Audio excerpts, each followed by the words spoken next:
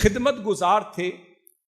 حضرت ربیعہ الاسلمی ایک غریب صحابی تھے جو آقا صلی اللہ علیہ وسلم کی بارگاہ میں خدمت کیا کرتے تھے. ایک روز آقا صلی اللہ علیہ وسلم نے فرمایا یا ربیعہ الا تزوج، اے ربیعہ کیا تم شادی نہیں کرنا چاہتے؟ حضرت ربیعہ عرض کرتے ہیں لا واللہ یا رسول اللہ ما اريد ان اتزوج، یا رسول اللہ میں شادی کرنے کی کوئی رغبت نہیں مجھ میں، تو میں شادی نہیں کرنا چاہتا. ما عندي ما يقيم المرأة. پھر عرض کرنے لگے یا رسول اللہ بات یہ ہے کہ میرے پاس اتنے وسائل ہی نہیں کہ میں اپنی بیوی یا زوجہ کے نان نفقہ پورا کر سکوں، اور دوسری وجہ یہ ہے کہ یا رسول اللہ ما احب ان یشغلنی عنک شیء، میں یہ نہیں چاہتا کہ شادی کر لوں اور میری شادی مجھے آپ کی بارگاہ سے جدا کر لے.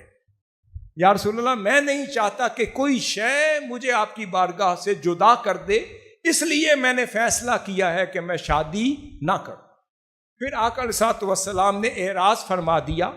پھر چند دن کے بعد آقا علیہ الصلوۃ والسلام نے پھر سوال کیا، فرمایا اے ربیعہ کیا تم شادی نہیں کرنا چاہتے؟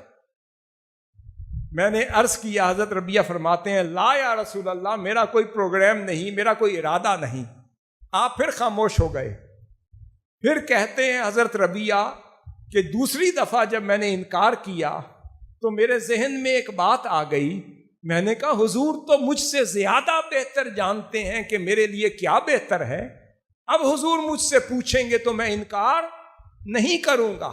پھر انتظار میں رہے. پھر کچھ عرصہ گزرا، حضور صلی اللہ علیہ وسلم نے پوچھا اے ربیعہ کیا تو شادی نہیں کرتا؟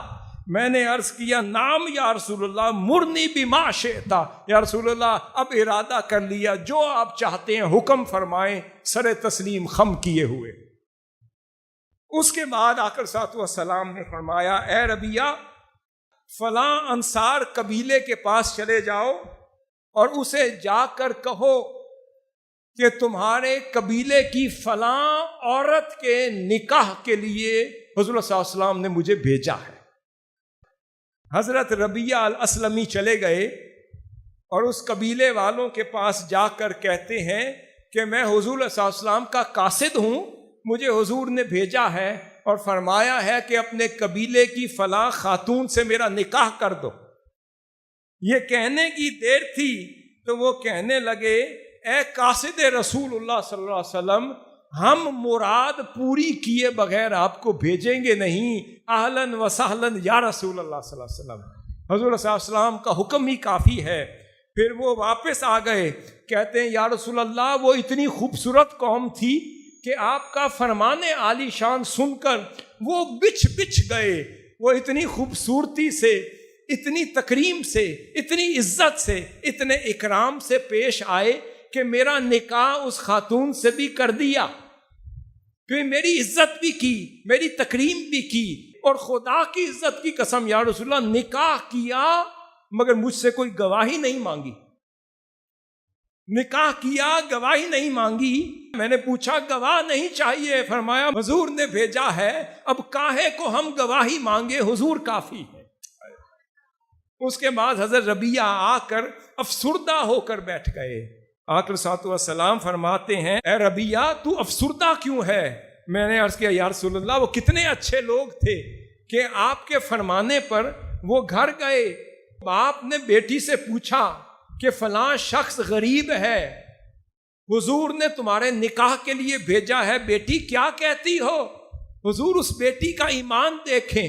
دوسری روایت میں آتا ہے وہ کہتی ہیں اے میرے باپ اسے نہ دیکھو، انہیں دیکھو جنہوں نے اسے بھیجا ہے. مجھے قبول ہی قبول ہے. فرمایا مجھے رشتہ بھی دے دیا یا رسول اللہ، مگر افسردہ اس لیے ہوں کہ انہیں مہر دینے کے لیے میرے پاس کچھ نہیں. آقا صلی اللہ علیہ وسلم فرماتے ہیں اے ربیعہ پریشان کیوں ہوتے ہو؟ آپ نے سیدنا برائدہ الاسلمی کو بلایا، فرمایا اے برائدہ جاؤ کھجور کی گٹھلی کے برابر سونا جمع کر کے لے آؤ. حضرت برائدہ الاسلمی گئے اور کھجور کی گٹھلی کے برابر سونا جمع کر کے لے آئے اور حاضر کر دیا. آقا صلی اللہ علیہ وسلم فرماتے ہیں اے ربیہ جاؤ یہ سونا لے جاؤ ان قبیلے والوں کے پاس، انہیں کہو کہ تمہاری بیٹی کا مہر یہ دے رہا ہوں۔ وہ چلے گئے، جا کر فرمایا حضور نے بھیجا ہے اور یہ دے کر بھیجا ہے۔ انہوں نے سر کا تاج بنا کر خوش ہو گئے، فرماتے ہیں جو حضور نے بھیج دیا وہ سب کچھ کافی ہے۔ اس کے بعد وہ حضرت ربیہ آ کے پھر افسردہ ہو گئے۔ پھر آقا علیہ السلام نے پوچھا اے ربیہ پھر کیوں افسردہ ہو؟ کہنے لگے یا رسول اللہ اب ولیمہ بھی تو کرنا ہے، میرے پاس تو کچھ نہیں اب ولیمہ بھی تو کرنا ہے، میرے پاس کچھ نہیں۔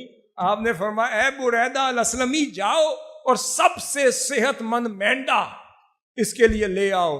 وہ گئے اور سب سے صحت مند مینڈا پکڑ کے لے آئے۔ حضور نے فرمایا چلو یہ تیرا مینڈا ہو گیا، جاؤ اس کو ذبح کر اپنا ولیمہ کر۔ پھر فرمایا اے بریدہ ام المؤمنین سیدہ عائشہ صدیقہ رضی اللہ تعالیٰ عنہ کے پاس جاؤ، انہیں کہو کہ جتنا آٹا گھر میں موجود ہے وہ دے دو، اس کا ولیمہ کرنا ہے۔ قربان جائیں حضرت ام المؤمنین پر، آپ نے آٹے والا تھیلا اٹھایا اور دے دیا، کہا یا رسول اللہ یہی سب کچھ تھا، میں نے فدا کر دیا، بھیج دیا۔ آپ نے فرمایا اے ربیہ یہ آٹے کا تھیلا پکڑو، اس کی روٹیاں بنا لینا، اور یہ مینڈا پکڑو، اس کو ذبح کر کے پکا کے سالن بنا لینا، اور جاؤ ان کو دعوت دے دینا اور ولیمہ مناؤ، میں خود بھی آؤں گا۔ اب وہ فرماتے ہیں میں چلا گیا، میں نے ان سے کہا کہ میرے محبوب نے یہ مینڈا دیا ہے ولیمے کے لیے، فرمایا کہ اس کو ذبح کرو، اس کو پکاؤ، یہ تیری ذمہ داری، اور روٹیاں ہم پکائیں گے، یہ ہماری ذمہ داری۔ وہ روٹیاں پکا رہے تھے، حضور تشریف لائے، اتنا عالی شان ولیمہ ہوا کہ حضور خود تشریف فرما ہوئے، سب نے شرکت کی۔ یہ وہ اتباع رسول ہے، یہ وہ اطاعت رسول ہے۔ آج ہم کہاں جا رہے ہیں؟ ہمارا معاشرہ کیا حضور کی اتباع کی سنت میں چل رہا ہے یا اس کے برعکس چل رہا ہے؟ اگر یہ عقیدہ اس کا تھا، اس نے کہا بابا اسے مت دیکھو یہ کون ہے، جنہوں نے بھیجا ہے ان کو دیکھو۔ یہ وہ عقیدہ تھا۔ نہ رشتہ قبول کرنے والوں نے پوچھا کہ بیٹا کرتا کیا ہے، بتائیں، کماتا کیا ہے، پڑھا کیا ہے، شکل کیسی ہے، صورت کیسی ہے، چلتا پھرتا کیسا ہے، یہ بھی نہیں پوچھا کہ خاندان کیا ہے۔ ہائے ہائے، یہ بھی نہیں پوچھا کہ خاندان کیا ہے۔ اور جانے والے نے کہا یا رسول اللہ پھر میں بھی نہیں پوچھتا کہ حضور کہاں بھیج رہے ہیں، جدھر حضور نے بھیجا وہ بھی قبول کر لیا، جن کے پاس حضور نے بھیجا انہوں نے قبول کر لیا۔ ہاتھ میں کچھ نہ تھا، حضور نے سب کچھ عطا کر دیا، اتنا سا سونا تھا اس کو مہر بنا لیا، پھر ولیمے کے لیے کچھ نہ تھا تب بھی قبول کر لیا۔ تو پھر اللہ نے عطا کیا کیا؟ آخر میں جوڑ رہا ہوں، جب اتباع کا راستہ تھامیں گے، جب اطاعت کا راستہ تھامیں گے، حضور کی سنت میں عمل پیرا ہوں گے، حضور کی رضا کے میں راضی ہوں گے، حضور کی عطا میں راضی ہوں گے، جو حضور دے دیں گے اس کو لے لیں گے، جس پہ حضور منع کر دیں گے منع ہو جائیں گے۔ اجر کیا ملے گا؟ پھر جان لو کہ تم میں حضور موجود ہے۔ خدا کی عزت کی قسم آج ہمارے معاشرے میں اخلاق گر گئے، روایات گر گئی، اقدار گر گئے، رشتوں میں کوئی قدریں نہ رہی۔ وہ ساس ماں نہ بن سکی اور وہ بہو بیٹی نہ بن سکی، بیٹا بیٹا نہ بن سکا، باپ باپ نہ بن سکا، معاشرہ معاشرہ نہ بن سکا، کسی کی وہ تمیز نہ رہی، وہ آداب نہ رہے، وہ سلیقے نہ رہے، وہ سنت نہ رہی۔ وجہ کیا؟ کہ حضور اگر ہوں تو ادب زندہ ہے، اور حضور تم میں نہ ہو تو ادب زندہ نہیں۔ وَاعْلَمُوا أَنَّ فِيكُمْ رَسُولَ اللَّهِ، کہ تم میں اللہ کے رسول موجود ہیں۔